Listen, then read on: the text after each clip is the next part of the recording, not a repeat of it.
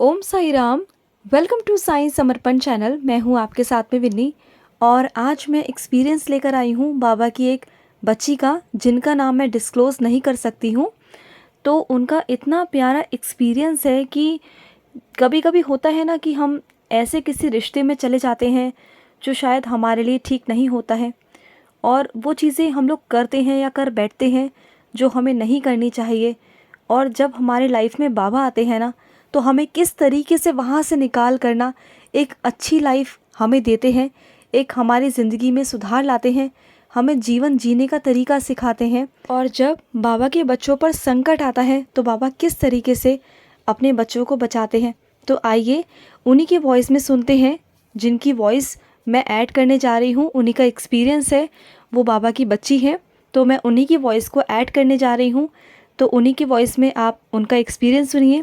पूरा एक्सपीरियंस सुनना बहुत ही प्यारा एक्सपीरियंस है, और हो सकता है कि आगे बहुत सारे लोगों को हेल्प मिले जिनके साथ में भी ये सब कुछ हो रहा है ना, तो वो ज़रूर सुने। तो चलिए उनकी वॉइस को मैं ऐड कर रही हूँ। ओम साई राम, जय साई राम। तो मैं आपसे अपना एक्सपीरियंस शेयर करती हूँ। तो 2012 में मैं एक लड़के से मिली थी और नाम नहीं लूँगी। तो हमारी अच्छी हम एक ही स्कूल में पढ़े थे, पर स्कूल के दौरान इतना बात नहीं होता था, पर कॉलेज के दौरान जैसे हम क्लासेस लगाते हैं तो वैसे दोस्ती हो गई थी उससे। तो दोस्ती बहुत गहरी हुई थी, 2015 तक दोस्ती रही और 2015 में हमने डिसाइड किया कि हमको रिलेशनशिप में आ जाना चाहिए। तो हम रिलेशनशिप में आ गए और रिलेशनशिप में आते ही चीज़ें बहुत बदलने लग गई। जैसे मैं तो मोटी हूँ, तो वो हर बात पे मुझे अजीबोगरीब बातें कहकर ताना मारता था, बॉडी शेमिंग करता था। जब दोस्त था तब तक तो कुछ नहीं था, पर जैसे ही बॉयफ्रेंड बन गया वैसे उसको मेरे मेरे साथ उठने बैठने में शर्म आने लग गई और उसका बिहेवियर मेरे तरफ थोड़ा सा झुकता चला गया। पर फिर बाकी मतलब पूरा, अब मैं क्या ही बताऊँ, सब कुछ शादी तक कर लूँगा ये सब मैंने बोला कि ठीक है, मेरी ग्रेजुएशन हो जाएगी तो हम शादी वादी कर लेंगे। अच्छा, मैंने उसको घर भी लाया, मम्मी से मिलाया, पापा से मिलाया, पर वो ना इंसान कभी मुझे अपना घर नहीं बताया। मुझे आज तक नहीं पता वो कहाँ रहता है। मुझे बस इतना पता है कि मेरे घर के 1 किलोमीटर आगे कहीं पर तो रहता है, पर कहाँ रहता है नहीं बताया। इतने साल की दोस्ती, इतने साल का रिलेशनशिप, पर उसने कभी नहीं बताया। तो और बहुत टॉक्सिक हो गया था मैम मेरे अंदर। जो कभी एनजाइटी नहीं होती थी, कभी पैनिक अटैक्स नहीं आते थे, और ये सब कभी नहीं होता था मुझे। मैं बहुत सुलझी हुई थी, मैं उलझ गई मैम। और वो सेल्फ हार्म होता है ना, जैसे खुद को मारना, खुद को कोसना, ये सब कुछ पैनिक अटैक्स के दौरान मुझे उस लड़के के साथ रिलेशनशिप में रहते हुए आने लग गई, क्योंकि वो लड़का मुझे इतना कम महसूस करवाता था। उसके बाद एक दिन कोविड आ गया। कोविड के दौरान तो मिलना मिलना बंद हो गया था, बस जो भी था ऑनलाइन मैसेजेस बातें करते थे हम। तो उसमें उसकी उसकी ऑफिस में उसको कोई श्रेया नाम की लड़की मिल गई जो नई ज्वाइन हुई थी। तो उसके साथ मिलके उसने धोखा दिया। और मैं पागल जैसी हो गई कि यार, पूरे घर वालों को पता है कि मेरा तेरे साथ है, सोसाइटी वालों को पता है मैं तेरे साथ घूमती हूँ, सबने देखा है, मैं क्या मुँह दिखाऊंगी लोगों को। तो मैं बहुत टूट गई थी मैम की। और फिर उस लड़की के चक्कर में आते ही वो मुझे मारने लग गया था, और मतलब हाथ उठाने लग गया था। छोटी छोटी मेरी हर बात पे उसको गुस्सा आने लग गया था मैम। और थप्पड़, ज़ोर से थप्पड़ मारा एक दिन मुझे। मैं और बहुत रोई मैं। 2007 सितंबर 2020 को उसने मेरे साथ ब्रेकअप कर लिया, ऑफिशियली ब्रेकअप कर लिया। और वो उस लड़की के साथ मैम फ़ोटो खिंचाता था, सब घूमने लग गया सब, और इमीडिएटली करने लग गया मैम। मेरे को तो ब्रेकअप से उभरने का टाइम भी नहीं मिल रहा था। मतलब बहुत दर्द हो रहा था उस वक्त, कुछ समझ में नहीं आ रहा था। और जैसे जब ब्रेकअप होता है तो हम प्रे करने लग जाते हैं ना, भगवान जी प्लीज़ उसको वापस ले आओ, ये करो वो करो। तो मैं भी बहुत भटक रही थी। हर ये मंत्र पढ़ो वो आ जाएगा, ये मंत्र करो आपका प्यार आपको वापस मिल जाएगा। तो ऐसे ऐसे मैं कहीं ना कहीं वीडियो में देखते साईं बाबा से जुड़ी थी, पर मैंने कभी साईं बाबा को इतना इम्पोर्टेंस नहीं दिया था। मतलब ऐसे ही कोई मंत्र है पढ़ रही हूँ, पर जुड़ी नहीं थी मैं उनसे।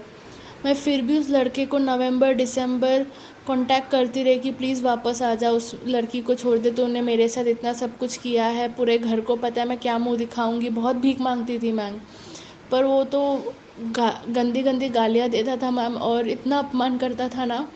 वो अभी भी सोच के मेरे को रोना आता है कि मैंने कैसे किसी इंसान को मेरे साथ ऐसा व्यवहार करने दिया। फिर मैं एग्ज़ाम भी फेल हो गई मैम, मैं ग्रेजुएट नहीं हो पाई। मेरे को 2 साल डिप्रेशन में लग गए, 2021 एंड 22। मैं ना एग्ज़ाम दे पाई ना कुछ हो पाई। अभी दिया है एग्ज़ाम, अभी तक रिज़ल्ट लगा नहीं है। वो ब्रेकअप से उभरने में ही मेरे को 2 साल लग गया मैम। पर फिर 2021 के मार्च के महीने, मार्च से पहले थोड़ा फेब्रुअरी के दौरान मेरे को बहुत बड़ा पैनिक अटैक आया मैम, बहुत बड़ा, कि मैं ज़मीन पे गिर गई और मेरे को सांस ही नहीं आ रही थी, बिल्कुल सांस नहीं आ रही थी। और मेरा हाथ ऐसे आसमान की तरफ था कि प्लीज़ कोई आके बचा लो, क्योंकि मम्मी को मैं बुला भी नहीं पा रही थी। मैं रूम पे थी और मेरी आवाज़ नहीं निकल रही थी। और उतने में मैंने, सिर्फ मेरे मुँह से साई निकला, और क्यों निकला नहीं पता।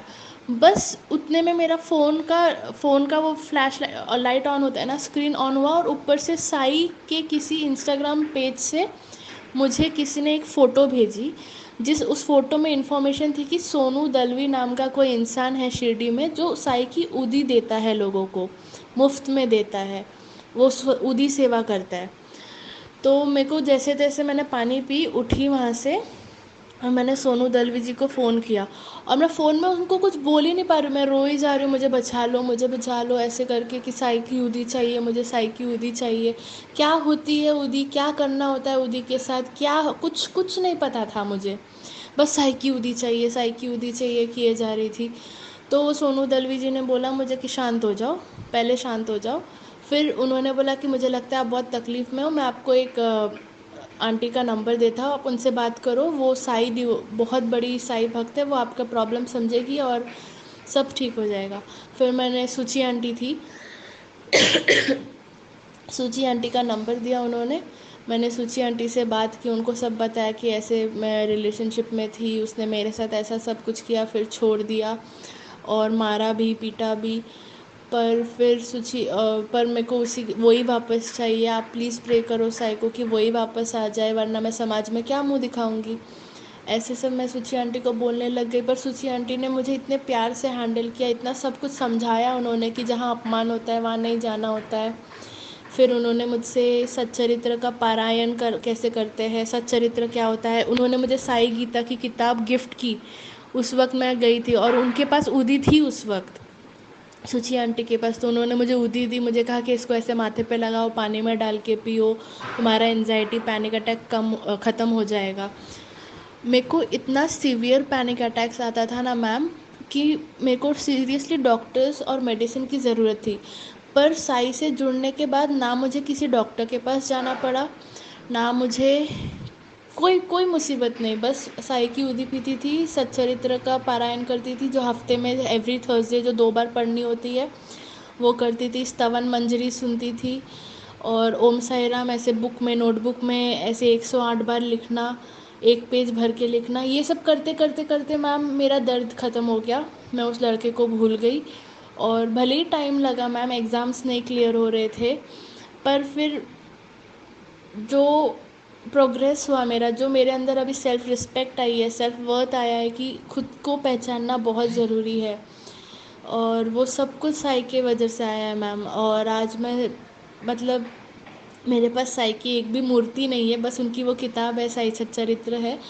पर मैं अगर अभी ये एग्ज़ाम तो दे दिया है, थोड़ा सा गंदा गया है, पता नहीं क्या होगा, पर अगर एग्ज़ाम पास होती है तो मैं भी शिरडी जाऊंगी, और मैं साई की मूर्ति, जो मैं, मेरी आँखों में एक है उनकी छवि, कि मेरे को वैसी ही मूर्ति चाहिए, अगर वैसी मिले तो मैं ज़रूर लेकर आऊँगी। तो यही था मेरा एक्सपीरियंस मैम, क्योंकि बचपन से कभी भी मेरे को कोई एंजाइटी नहीं, कुछ नहीं। फिर वो 9 साल के ट्रॉमा, मतलब 2012 से लेके 2020 का जो समय था ना, बहुत कठिन गुजरा। ऐसे दोस्त बने जो बस हर्ट कर रहे थे, ऐसे दोस्त, अभी तो मेरा कोई दोस्त नहीं है, पर फिर भी मैं बहुत खुश हूँ मैम, क्योंकि मेरे को कोई तकलीफ़ होती है, मैं साई को जाके बोल देती हूँ और सब ठीक हो जाता है मैम। इतना अपमान करते थे ना मैम। मोटी हूँ तो जैसे मोटी को कुछ ना कुछ बुली करते थे ना, मीठी मीठी बातें बोलकर भी आप पे ताना मारते हैं कि मोटे लोग तो बहुत काइंड होते हैं, मूवीज़ में भी बताते हैं ना मोटे लोग कितने अच्छे होते हैं। ऐसे बोल के मीठी मीठी बातों से ना मैम ताना तो मेरे मोटापा पे ही मारते थे मैम।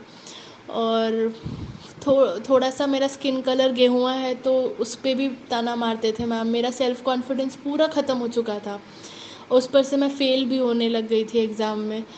तो मैं बहुत ये 2012 से लेके 2020 का समय मेरे लिए बहुत कैसा बीता है मैं ही जानती हूँ। पर धीरे धीरे जब साई से जुड़ने लगी 2021-22 में सब क्लियर हो गया। No anxiety, no panic attacks, कुछ तकलीफ़ नहीं।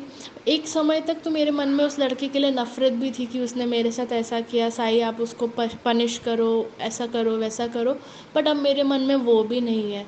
मुझे बस अपना एग्ज़ाम क्लियर करना है, एक नौकरी मिल जाए बस, जिससे जिससे मैं अपने पैरों पे खड़ी हो सकूं, और बस हमेशा साई के साथ जुड़ी रहूं। बस यही चाहती हूँ और कुछ नहीं चाहती मैम।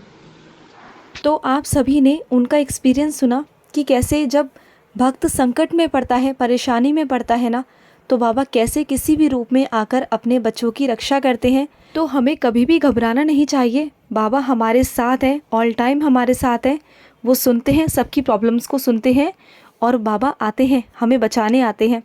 तो आई होप अगर आपके भी कोई एक्सपीरियंस है तो आप हमारे साथ शेयर कर सकते हैं। स्क्रीन पे चल रहे नंबर पर आप भी हमारे साथ शेयर करें। तो चलिए मिलते हैं नेक्स्ट वीडियो में। तब तक के लिए ओम साई राम, जय साई राम।